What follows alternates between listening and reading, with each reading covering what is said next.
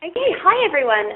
Sorry for the short delay there. Thanks for joining us and welcome to today's webinar, How to Quantify the Business Benefits of Sustainability in 3 Easy Steps, a BASF case study. My name is Victoria Knowles and I look after the Strategy and Engagement Group here at 2 Degrees. I'm delighted to welcome the presenters today, Chris Peterson, Senior Consultant at thinkstep, and Lisa Bernard, Commercial Key Account Manager and Centre for Building Excellence at BASF. As usual, we'll have a few minutes after the presentation where the presenters will answer your questions. You can submit these questions throughout the webinar using the Q&A box in the bottom right-hand side of your screen. Just type in your question, press send, and we'll wait until the end to answer as many as we can. Otherwise, if you have any technical difficulties during the presentation, use the chat box on the right-hand side and I'll get back to you as soon as I can. So without further delay, I'd like to hand over to Chris who will get us started on today's presentation. That's great. Thank you, Victoria, and thank you everyone for joining us today. We really appreciate it. Since I was always taught to start with the why, I thought we'd kind of start there even before we get into the introductions. And the reason we feel that the next hour is really worth your time, maybe shutting off your email, putting aside the reading you were planning on doing, and really focusing in on kind of some of the insights that Lisa is going to share and some of the insights that we'll share from our side, is that what we're really talking about today is about the future of business and the only reasonable path to really meeting our sustainability challenges. As Victoria mentioned and as you've seen, this webinar is really about quantifying and communicating the business value of sustainability. Well, we don't have it all figured out. What we do have is and we hope that you'll agree that we've made a lot of progress on the path towards really being able to quantify and communicate the business value of sustainability. As part of that, we'll be applying the tools, processes, and insights that we're sharing today to really be able to address the common challenges we hear all the time from our partners. And these really include, and I'm just going to check in with Victoria here to see if you can see the next slide yet. I know I've made the presenter here. Doesn't look like it. All right. Let me change the slide. No, we got it there. Yep, okay. There we go. So these are the key things that we often hear from clients and partners, and it are the basis for why we're having the discussion today and what's really motivated us to move forward in this area, and a deep desire to communicate this as broadly as we can through channels such as 2 Degrees, and really highlighting some of the great work that groups like BASF and Lisa have done in this space as well. And the key benefits that we see coming from this are really the ability to engage decision makers in a new way around sustainability. And the key piece that you'll see as we talk about throughout the webinar today is really around speaking the language of your audience. How do we translate our sustainability activities into the language of an individual's key KPIs, key drivers within their space, within the organization, and start with that in order to engage them around sustainability and move that forward. A second piece is really improving the allocation of resources and improving our collective decision making around what it is that we're doing. And as you'll see throughout the webinar, we'll really talk about how do you use these tools to identify and get a better sense for, when we talk about business value, what specifically are we trying to do? And how do we measure that success over time? And through that process, we're really able to collect additional data and insights that will drive improved decision making, and as a result, improved allocation of resources and an improved return on our sustainability investments. And that return is both in terms of the time we're allocating to it, because we know everybody is always stretched and budgets are stretched around this. And so it's how do we improve the performance that we're able to drive through sustainability. As a result of really engaging at the senior level, improving our decision making, we see and continue to see a growth in budgets around sustainability. What really strikes us is how amazing it is how much has been invested in sustainability without a clear quantified business case. And that really speaks to the desire for this and the potential once the case is made clearer. And then ultimately, this is all about driving towards speeding and scaling. This one is really dear to our heart and that of this community. Ultimately, if we were to degree threshold that we need to really engage the full power of business to drive this forward, and that we feel that this is really a big step in that direction. So we hope that this is enough motivation to have your attention for the next hour. We know that's a lot to ask, but we hope that it clicks with you. And with that, I'd really like to introduce Lisa Barnard from BASF's Center for Building Excellence, who has generously agreed to share her insights and shed some light on the experiences from BASF's perspective, both as a sustainability and as a business value of sustainability leader in this space. So Lisa, with that, would you be able to say a few words about yourself and a little bit about BASF for those who aren't as familiar with it? Sure. Thanks, Chris and Victoria. I appreciate that. Hoping you can hear me okay, and hoping that my voice holds out, excuse me, for this webinar. I have a bit of a cold, so forgive me if I get scratchy. But thank you, everyone, for joining. I was going to say this morning, but I think we're all over time zones. I happen to be in the U.S. I work for BASF in North America, and I work remotely for BASF in Arizona, in Phoenix, Arizona. My specific role is in the Center for Building Excellence. So a group started 4 or 5 years ago at BASF to really focus on sustainable construction for BASF and represent our construction portfolio across the board.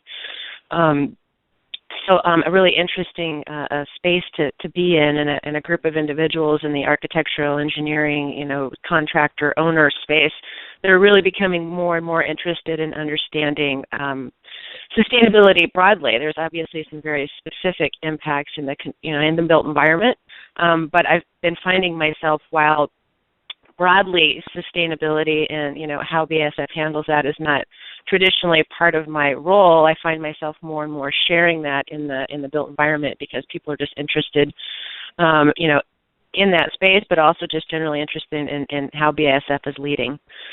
So that's a little bit about me. Day to day, I work with architects, engineers, contractors, owners, and really helping them solve challenges on projects and connecting them in with our businesses who have specific products. And construction is one of those areas that we have specific products that we sell to end users, and not just chemistries into more intermediate manufacturers. So if you could move on to the next slide, I will talk a little bit just about BASF before Chris kind of gets more into a framework around deriving business value. So if you're not familiar with BASF, we're celebrating our 150th anniversary this year, which is quite amazing for a company to have that kind of longevity. And as you'll see here, really our chemistries impact pretty much everything in daily life, mine in particular in construction, but I also find myself touching things like our compostables and biopolymers, because we do work in stadium, and that impacts operations. So we serve all major industries. We have 380 production facilities around the world, including 6 Verbund sites, which I'll touch on what Verbund is a little bit later. We have one of the largest research and development spends in the global chemical industry, approximately more than $2 billion US dollars, sales of approximately $82 billion US dollars, and roughly 110, 112,000 employees globally. In North America, in the U.S., we have about 17,000. Why sustainability? Why is that something BASF is interested in? We see growing demand as putting an increasing strain on the planet. Obviously, we consume more than the Earth can regenerate, so sustainability is crucial for our future. We need to balance economic, environmental, and social needs to ensure more sustainable development, and that is, really becoming part of the ingrained culture of BASF. And awareness for that sustainability is increasing among our stakeholders. So, we engage in open dialogue and act together with and for our customers and other stakeholders. So we really believe in partnering to develop solutions which meet, society's needs for more sustainable future. And it's also a growth driver for our business. So if you could move to the next slide. I'm just going to share, this is really kind of how we look at strategically of, what do we have to have, those things at the bottom in the gray, legal compliance, basic standards, and then where are there opportunities in, this conversation of sustainability to really drive differentiation for our organization. And we really believe that sustainability helps us create value, reduce risks on a corporate as well as product level. So that the strategic and organizational implementation of sustainability helps us identify risks at an early stage while simultaneously opening up new business opportunities for BASF. So, looking up in that upper quadrant there for differentiation, there's a number of areas that you'll see up there where we've been able to develop differentiation. One of those areas is eco-efficiency analysis. This is a strategic tool for the evaluation of products and processes. We've been doing this work since the mid-90s. It provides information to compare the economic benefits for a product with its impact on the environment. So it's like a life cycle analysis, but really goes above and beyond. It helps our customers to identify which products and processes are best in terms of both economic and environmental factors. The analysis considers the entire life cycle of a product or process with regard to all environmental categories, including resource and energy consumption, emissions, and possible hazard potential. And this tool also has third-party validation through TÜV as well as NSF in the U.S. So it's been a real key area for us, particularly in construction, that we've seen in terms of as certification programs are changing. And I'll talk a little bit about that around environmental product declarations. Another key area for us in product solutions has been sustainable solution steering. And, in order to better help our customers align environmental and societal aspects with business success, we've developed a process for steering our portfolio based on sustainability criteria. I'll talk about that a little bit later, but we've essentially went through so far and have evaluated about 85% of our portfolio against some very specific sustainability criteria, and really helping us uncover opportunities, where we have some really outstanding products and where we have an opportunity to really pull some products up to the surface. And then there's GRI reporting and corporate materiality analysis, and really the findings from materiality analysis provide a foundation for really, how do we look at sustainability as an organization, and really creating focus for reader-oriented reporting, like the GRI report, the Global Reporting Initiative. And at the same time, they also serve as a starting point for integrating material aspects of sustainability into our management and evaluation processes. So some really powerful tools, and we've partnered with, I want to say PE, I keep forgetting ThinkStep now, but ThinkStep in developing our materiality analysis, which you'll see on the next slide. And if you could move to the next slide, it'd be great. Thank you. So this has really been a key tool, a critical tool for driving where and how we focus our efforts around sustainability. And, really what we've done, we started by collecting 100 potentially relevant subjects, and then did a workshop and qualitative interviews with about 350 external stakeholders as well as 90 experts internally, and just started to cull down, these various topics. We went to about 38, which were particularly relevant, and then culled that down to the 8 that you see here. And the results of this materiality study and the 8 aspects derived here really are what we look at as we do this work that Chris is going to talk about deriving business value out of sustainability, focusing all our efforts in these particular areas. And I will focus in on and give you some specifics in these areas as Chris talks about the process. So just a little bit of information to talk about why and how BASF is looking at sustainability, and give you a bit of context as Chris drives into thinkstep's framework for how to drive business value from sustainability. And I'll hand it back over to Chris. Thanks. That's great. Thank you, Lisa. We really appreciate it. I know that's an early start for you today, and fighting off a cold as well. So thank you very much for joining us. As Victoria and Lisa mentioned, my name is Chris Peterson, and I'm a senior consultant and business value specialist with ThinkStep. For those of you who aren't familiar with the ThinkStep name, it's the new name for PE International, just as of last month. So it's really new for us, and we're all very excited about it. The reason we changed our name was really one around evolution. Right? Over the last 20 years, we've watched the development of a new normal for business, one which sustainable business is really better business. And that's a lot of what we're going to be talking about today. This new normal really inspired us to choose thinkstep as our new company name, and connect it with the evolving of our data, products, and services.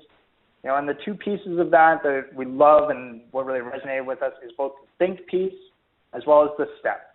And it really the analysis and action. We're really excited about this new concept. We're hoping to engage with a lot of you, a lot of colleagues, a lot of peers and partners around developing joint think steps, and really moving the effort and the conversation forward in this space. So with that, now on with the process. What we're going to do today is really walk you through the core elements of the thinkstep business value sustainability process. We'll then have Lisa speak to the experience at BASF, and then we're going to wrap up with some directions on really how to apply it within your organization. How do you take it to that next level of really making it actionable and able to move forward? And as part of that, we'll answer any questions, as Victoria said. So, please keep submitting those on the side panel, and we'll circle back to those at the call. And if we run out of time, we'll be sure to follow up with you separately. But we are looking for that kind of feedback and engagement as we go through here, but we'll address those at the end. Within the process, we always start with this framework. And this framework that's up on the screen now is it really anchors us in what it is we are working to quantify. This 2x2 of revenue, brand, cost, and risk is really business basic. So it's not anything evolutionary in that perspective, but it really captures the core elements of business value and represents a new way of speaking about sustainability. And often when we're engaging with companies, this slide is a core source of value. We've had numerous peers that we've worked with who have taken this slide alone and really re-engaged their senior management around sustainability. And the way to look at this is the revenue and brand really contribute to the top line growth, cost and risk contributing to bottom line savings. And what the graphic does is it really challenges us to speak about the contribution of sustainability to those specific aspects, as well as really helping us to focus in on those aspects which resonate with the audience in terms of what are their key performance indicators, what are the aspects of business value that they're really trying to drive forward and that they're being measured against as a key piece within that, as well as aligning with the strategic priorities of the organization. So really understanding, are we in a growth mode? Are we in a cost reduction mode? Where are our key strategic priorities and how is it that sustainability contributes to those?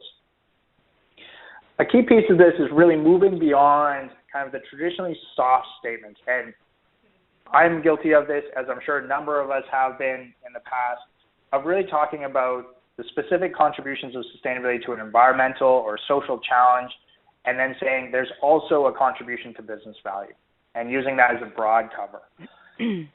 This 2x2 really enables us and challenges us to move beyond that, to dig into where are those specific contributions. Is it top line versus bottom line? Is it cost versus risk? And then peeling back the layers of the onion, is it in terms of operational, employee, or value chain efficiency that we're identifying? And once we get to that level, we can really start to quantify those contributions and speak to that in a language that resonates with our audience in terms of dollars saved, growth in market, etc. And a key piece of this is to not diminish the importance of the environmental or social value, but really about changing the order in which we talk about it when we're engaging with an internal business-focused audience. This isn't about adding a 15th KPI to an individual's dashboard, but really engaging them on what are their top 2 to 3 KPIs and building from there. So again, it's that order of the conversation. And for us at thinkstep, and I imagine a number of you on the phone, this is really about how do we drive that environmental and social value through business performance. And that's a key concept that we want to drive through within this. The process to go from the 2x2 to really quantifying and realizing the business value of sustainability is a 3-step process. So the first step is screening. And this is really about collecting what's available data, what's the best available information we can get our hands on to start the process of putting some numbers behind these aspects of business value.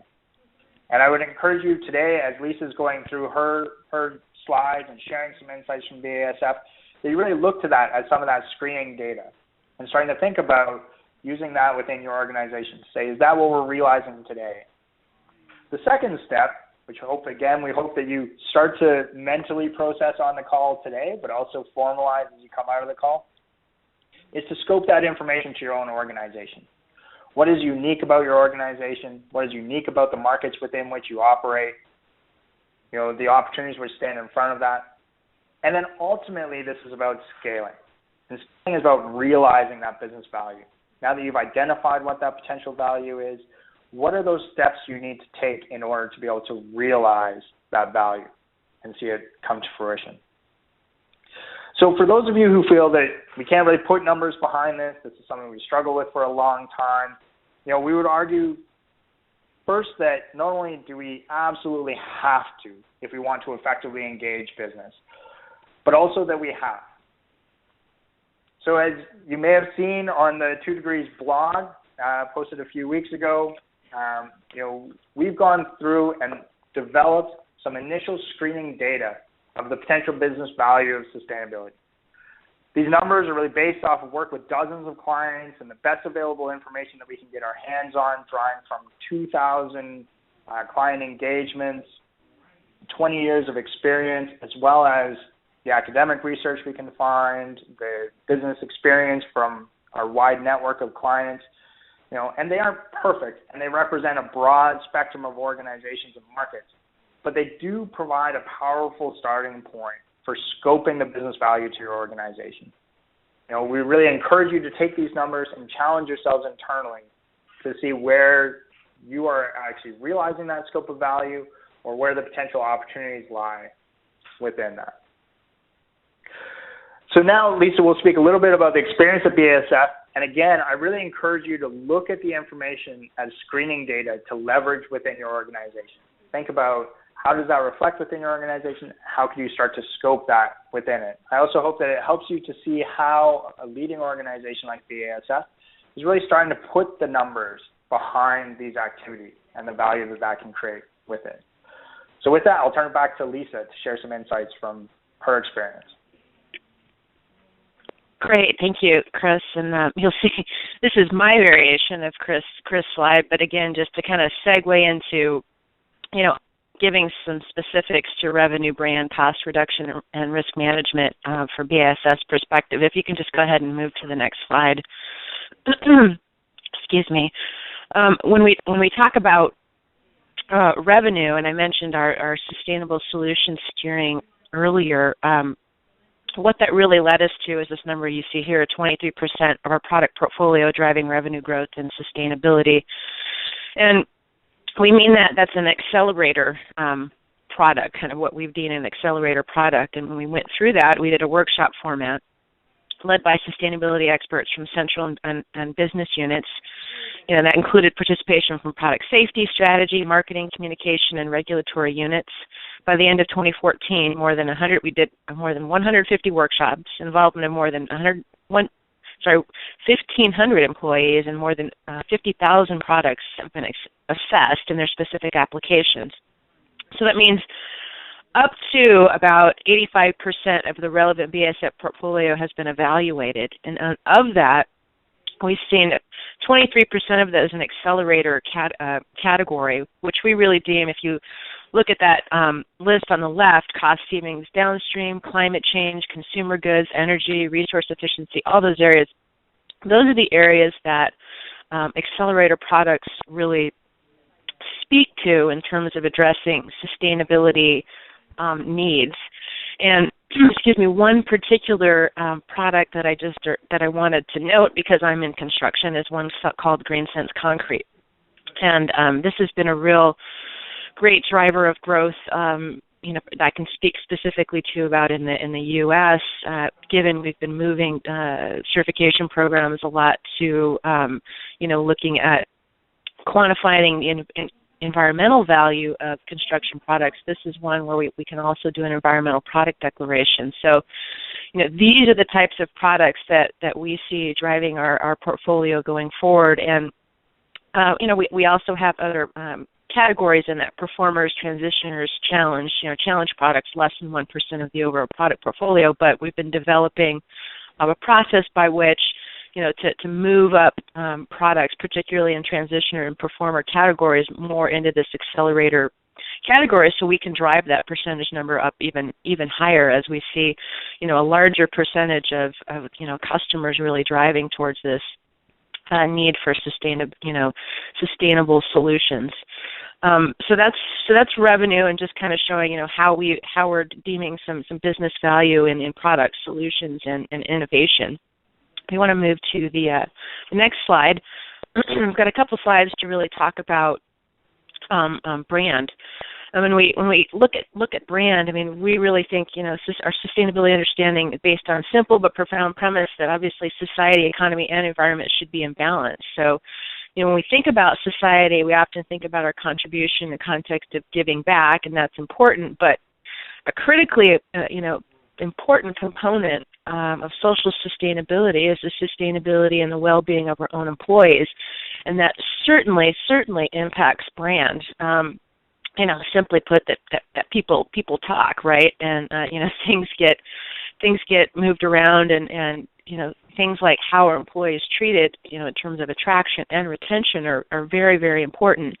And this, you see here, this U at BASF in this periodic table is literally a listing of all the various services that are available to employees at BASF, things that you can be a part of, from well-being and health initiatives to concierge services to backup care programs, just a number of things that are have become very important to employees. Some of the numbers that you see here on the screen, the wellness program in Healthy You, 94% of employees agree that this is one of the most competitive programs within BASF. The 40% number is flex time. 40% of our employees take part in a flex time work arrangement. So that certainly ties into sustainability when you look at people being off the roads.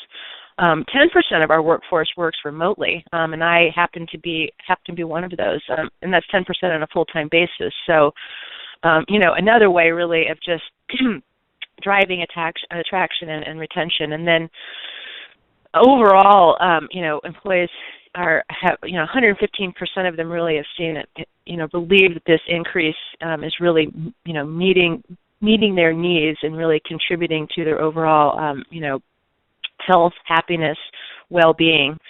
So I think this is a real critical, piece when you're looking at brand is how do employees feel about how they're being treated within the company. And we've certainly had some amazing success in this arena. The next slide, please. Another area around brand, and again driving employees, is direct sustainability engagement. And when Chris mentioned earlier about speaking in the language of the individual, as a science-based organization, we've done a tremendous job in terms of quantifying, a lot of the various, metrics, from chemical processes to environmental impacts to, occupational illnesses and accidents and resource consumption and all those things. But one of the things that we found is that, to drive understanding of sustainability, it really needs to mean something to the individual. And so this is a new tool that we've engaged in online in the U.S. about really driving individual sustainability, to connect the dots, to make the concept of sustainability more real. We've developed the website to help employees engage in personal activities toward a greener lifestyle. And that's what we call 1 ton each. Like I said, it was launched earlier this year to really help each employee at BASF reduce their carbon footprint by 1 ton.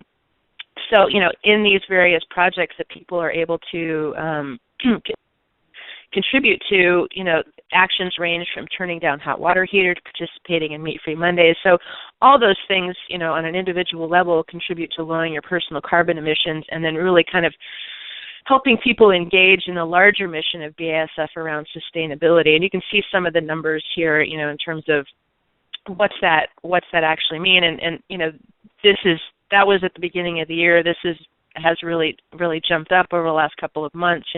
We're almost up to 45,000 actions, and this actually becomes a competition among the various business units at BASF. So another important way we're seeing some individual metrics around sustainability. You can move to the next slide, please. We will talk a little bit about cost reduction. And I mentioned Verbund earlier. We operate 6 Verbund sites worldwide, so 2 in Europe, 2 in North America, and 2 in Asia. The Verbund system creates efficient value chains that extend from basic chemicals right through to high-value added products such as coatings and crop protection agents. So, the byproducts of one plant can be used as the starting materials of another. So in this system, chemical processes consume less energy, produce higher product yields, and conserve resources. So you can see some of the numbers here on the screen. I mean, overall, our savings and in this sort of operational efficiencies are about $1.1 billion. This opens up a way of reducing emissions and waste, lowering resource consumption. It also minimizes transport distances. The Verbund is not just an important economic asset, but it also generates environmental benefits. For example, we avoid roughly 3.5 million metric tons of greenhouse gas emissions per year in the energy Verbund and have equivalent of 280,000 fewer truckloads through the logistics Verbund. So the idea of operational efficiency is something that we've had in the DNA at BASF for a long time, and it clearly drives a lot of business value, as you can see right there in that $1.1 billion in savings. Next slide, please. So risk management, obviously another key area for BASF, and the safety, well-being, and security of our employees, suppliers, customers, our entire supply chain is of utmost importance to BASF. And I can certainly say from a personal standpoint as an employee and being a remote employee at that, not a day goes by that I don't receive some kind of safety-related communication. So it is always top of mind at BASF. We never compromise on safety. For occupational safety and health protection, we rely on comprehensive preventative measures in addition to the involvement of all employees and contractors. In particular, so safety, in 2014, 1.5 work-related accidents per million working hours occurred at BASF sites worldwide, of which 5% were related to chemicals. Compared with the baseline of 2002, the lost time injury rate declined by 54.5%. So we want to achieve further reductions by constantly strengthening our safety culture. And the number down at the bottom, in order to achieve our ambitious goal for occupational safety, we particularly rely on the commitment of our employees and a clearly defined safety rules. So in 2014, approximately 75,000 employees and contractors at around 300 sites actively participated in our worldwide safety initiatives. So it's just always top of mind at BASF. And in terms of that 90% up there, we looked at this past year. BASF acquired raw materials, goods, and services for our own production, totaling around 40 billion euros in value from more than 70,000 suppliers around the world, and around 90% of those were locally sourced. So really speaking to how we're looking at supply chain. And then in terms of that number, 61% of risk assessments, we will conduct risk assessments for all substances and mixtures at BASF that we sell worldwide in quantities of more than 1 metric ton per year. By 2020, we feel like we will have this completed, and this is part of REACH. If you're not familiar with that, we should have that done by 2018. We're already we're over 60% of that goal currently. So just a lot of numbers, but speaking towards the various different areas that we look at in terms of risk management and how we're quantifying that and driving driving continuous improvement. And so these are just a few of some of the ways that we derive business value around sustainability.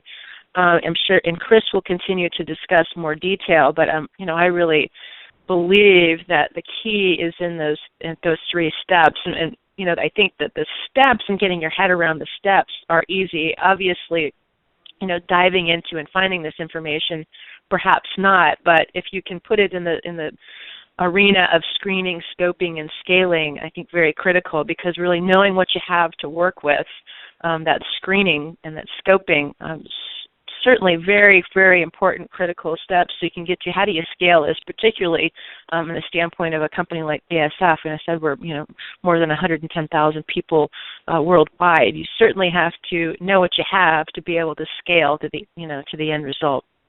So Chris, I will pass that back over to you. Fantastic. Lisa, thank you very, very much. It's always great to see the work that BASF is doing within this space, and I think really helpful for everybody on the phone to see how that's being communicated internally and used internally. And I think a couple things just to say about Lisa's presentation we really appreciate and kind of pull out from it is that you'll see that that's really translated into the language that resonates with her audience and what's happening internally. And that's one message we'd like to say about that 2x2 piece up front, is that it's not sacred. It's a great starting point for that discussion and understanding what is it that's going to drive an individual's behavior. And again, thinking about what is it that sits on their dashboard. If it's, injury rates, whatever it might be, speaking in that language and sustainability's contribution to that language. So again, Lisa, thank you very much for that. As Lisa said, these are the 3 easy steps that we discussed. So the screening, scoping, and scale.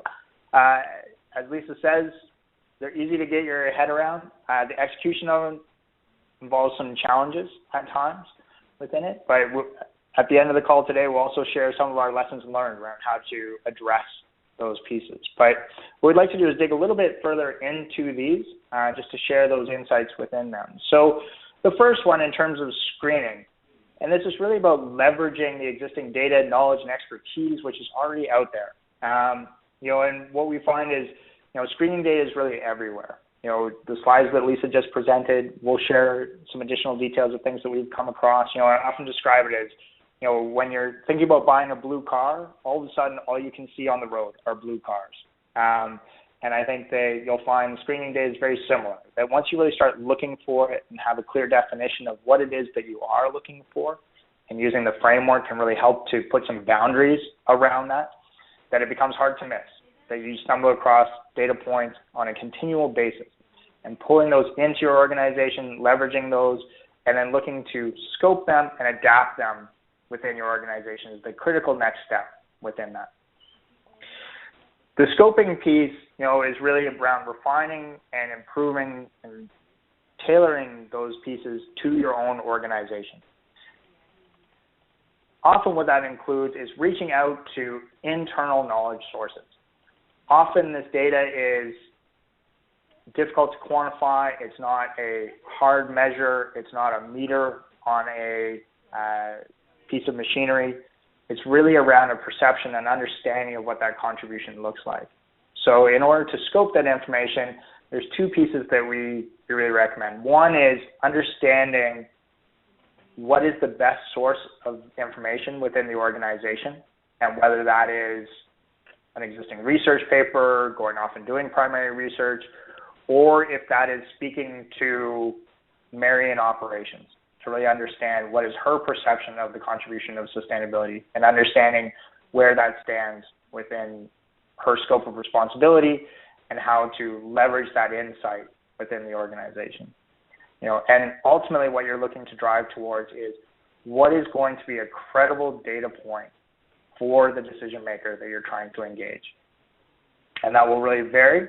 And often what we find is by, at the very least, getting to that ballpark figure as a starting point to support decision making, and whether that is we need more information to validate this point, or there's sufficient information for us to move forward with this. Having those initial data points are really critical. So we often encourage people not to get bogged down on trying to get it perfect, but really to be checking in on a regular basis with the information they have to see if that's sufficient to drive the decision. And then as we said, ultimately this is about scaling. So as you're going through the process of collecting the screening data, understanding how individuals like Lisa and organizations like BASF have realized business value, capturing and documenting what are their successful practices that have driven that value? And what is it that you as an organization will need to do in order to be able to realize that value and see that reflected in your own performance? And one of the ways that we often talk about scaling is using this slide, which we really like because it reflects a few pieces. And often we tend to get caught up in the action phase of this.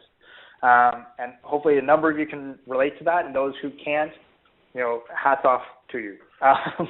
But what we find is that people get caught up in the action phase, such as doing an LCA, doing a GRI report, etc.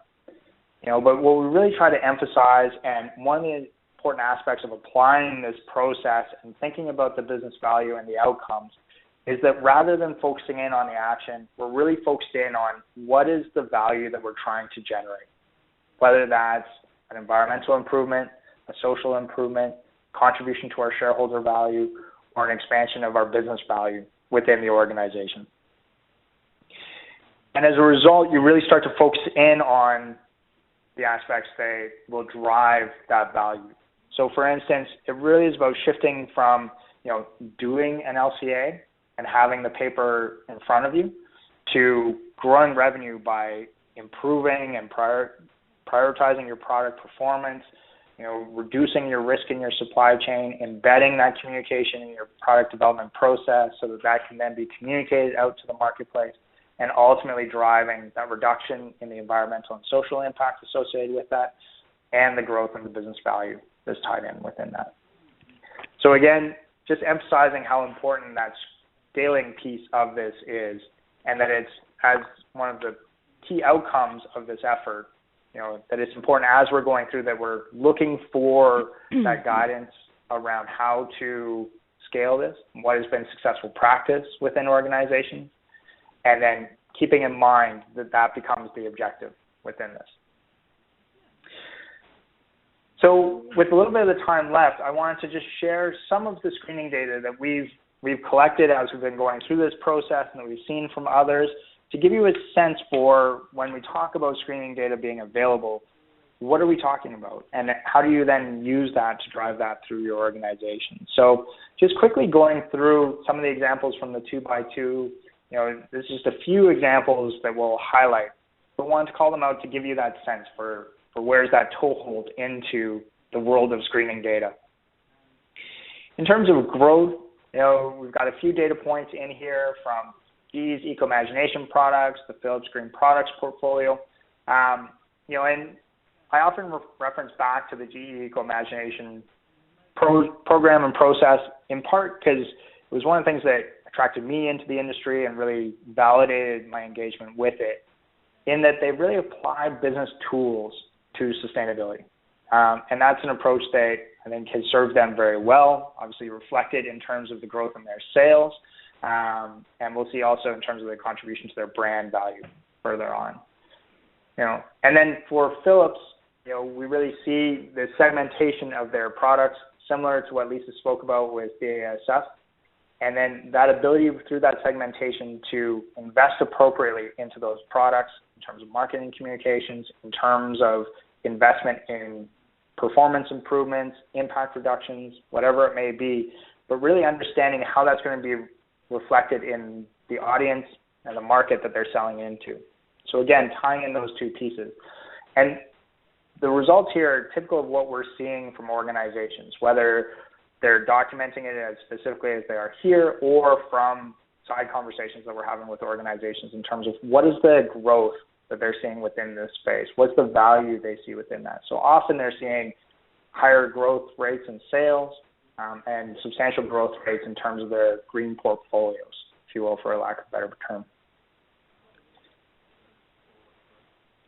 In terms of cost reduction, across the three categories that we identified, and again, I would emphasize that none of these aspects are sacred. So it's really a question of using that 2x2 to identify what are those pieces that will resonate and align with your own organizational strategic priorities, and then identifying the data, the terminology that will resonate with that audience. A few of the examples that I call out here, Kimberly-Clark we think this is a great example of an organization which, was an exceptionally efficient organization for a long time, have done a huge amount of work in terms of reducing their environmental impacts. But even with that, by adopting new technologies, using some of the thinkstep software, they're really able to identify and commit to saving up to $100 million in energy costs, which is a substantial portion of their overall energy spend. And it really speaks to the opportunities which continue to sit in front of us, even if we've been chipping away at them for a long time. And I think speaks to a little bit like we were saying before, this being a critical piece in helping us to address and meet the challenge of remaining under a 2 degrees threshold that we've all agreed to. In terms of employee engagement, personally, I love this example of the PNC Bank. This was a study done by 2 professors at Notre Dame. And what's interesting with it is they went through the PNC portfolio of branches, and PNC is a bank here in North America, for those who aren't familiar with it. And PNC has made a big commitment to launch a number of LEED certified branches. But within each of those branches, they're providing the same products. All the employees are going through the same training programs, et cetera. And they found a clear distinction between the performance within the LEED certified buildings versus the non-LEED certified buildings for PNC. And the conclusion was really it was tied into the employee engagement, a little bit of the attraction in the market to a new shiny branch, but all of that speaking to the value that had been generated through the LEED piece. And often that's what we run into, is being able to attribute it directly to one thing or another isn't direct, but being able to say there's a contribution here, there's a link between these two, and that often that really can help to drive some of that decision making within the organization.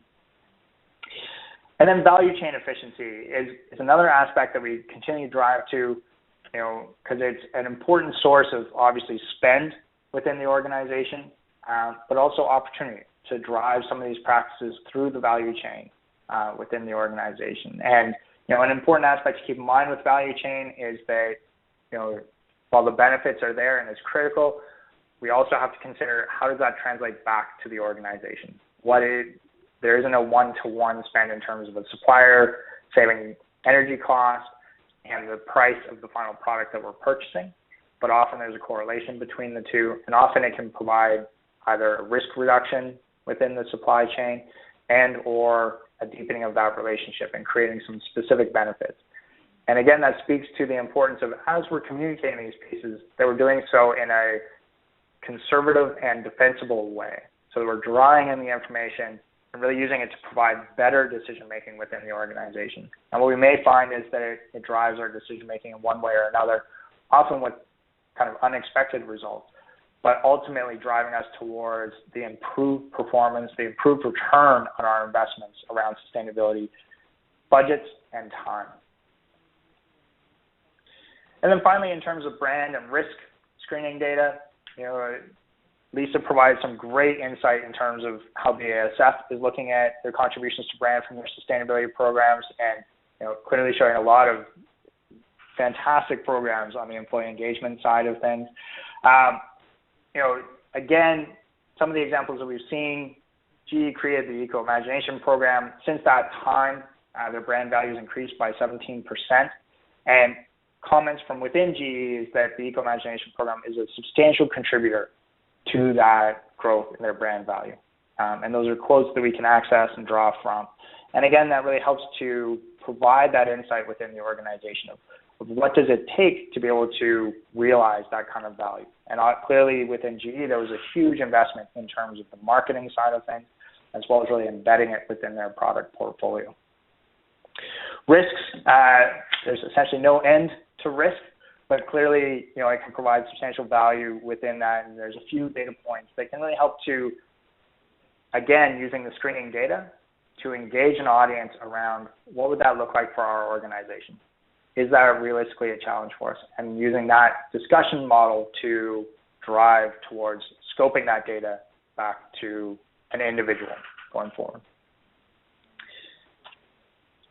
And then just before we wrap up, one of the things that we wanted to share, and Lisa, please jump in if you have additional comments here, are some of the lessons we've learned to date in terms of applying this process and engaging organizations around the business value of sustainability. And the first one is that it's really a paradigm shift in terms of perception and approach to valuing sustainability. So as I said with the 2x2, working with lots of clients, that piece has been a fundamental shift in the view of sustainability, is that rather seeing it as an environmental or social activity that has some contribution to business value, simply by starting with that contribution to business value and then saying there's also this additional environmental and social benefit, can really help to drive that engagement. But that is a very fundamental shift in the way that most organizations look at sustainability. As Lisa said, the framework provides a very clear process for how we can move forward with this: screening, scoping, and scaling. And we hope that at the end of this call that is embedded within your mind and you feel engaged and empowered to go off and do that. What you'll find is that it's an iterative process. It's something that you will engage with individuals. Often what we find is the first time that we engage with an individual, they really struggle to come up with numbers around it or sources of data. Often though, when we speak to the individual again, or even 10, 15 minutes later, we find that they've had a chance to, now that they understand the process, understand what we're driving towards, are able to provide data input into it. And often what we find is that those are much higher than they were originally, just given the kind of initial reactions to those. Further, intangible value is a challenge for everybody to quantify. And this is a message that we want to make clear to the sustainability community. Historically, we've taken an engineering approach, at least said a scientific approach to how do we get the number right before we start communicating about it. And what we're trying to drive towards is that sustainability is not unique in business in terms of not being able to put a perfect number on what an activity is going to drive in terms of business value. The classic example of this is marketing. However, we also see that in major investments into new countries or activities into a new product line. There are numerous decisions within organizations which are based off of the best available information, and that's what we're trying to drive towards is what is the best available information so that we can make the best possible decision around this. And again, using the screening, scoping, and scaling approach to really drive that piece. And then one piece within this is really the concept of contributing to, and you hopefully have heard me saying that throughout this presentation, heard that from Lisa as well. A key piece within this is that often it's not just because of sustainability that an activity happened, that a purchase was made, et cetera, but that understanding what was that contribution to that sale, to that activity, is a powerful process to move that forward. And then finally, as we've said throughout, this really provides a powerful process to engage a broader audience within the organization to move that forward. I don't know, Lisa, would you have anything else you would add to that based off your experience? Oh, sorry, I was on mute.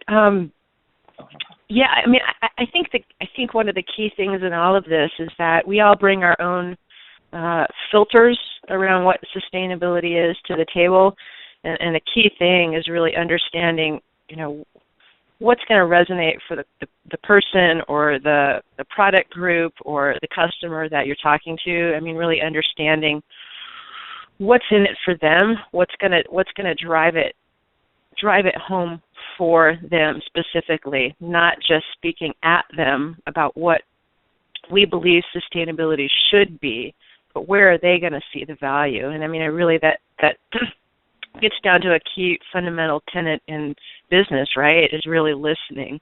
Let's take off the selling and really listen to the person on the other side of the table. Lisa, that's great. Yeah, no, I love that. What is it for them versus at them? It's great. Wonderful. Well, just before we move on to questions, one of the things we did want to do, with some guidance from Lisa around this and encouragement, is just to be really clear about what do you do from here? Where do you go? And clearly, within thinkstep and the work that Lisa has done, we've got lots of available support, experience, and tools so we can help to apply this. But fundamentally, what we recommend you doing, if you'd like to do it on your own, is really to take that framework and share it with your own internal audience. Brainstorm those sources of business value and the contribution that it'll provide. develop plans to apply that process. So now that we understand where the business value might be, how do we screen, scope, and scale that? And then once you have that quantified data, really apply those change management programs to drive that through your organization. So with that, I will stop. I say we've only got a few minutes left, but we'll turn it over to Victoria, who I believe has been collecting some questions as we go here. And then as you can see, if you need to drop off, our contact information is up on the screen, and feel free to reach out to either Lisa or I, and we're really happy to answer questions separately as well. So maybe with that, I'll hand it back to Victoria. Thank you, Chris, and thank you, Lisa. They were great, informative presentations. Yes, so we have had some questions coming in. We're nearing the end of the presentation, so I will just fire one to each of you. So Lisa, to start off with, how is BASF promoting its sustainability efforts as part of its external communication strategy? I'm sorry, can you say that again? I didn't quite. Sure, no understand. problem. How is BASF promoting its sustainability efforts as part of its external communication strategy? So how are we getting it out to various different customers, markets, that sort of thing?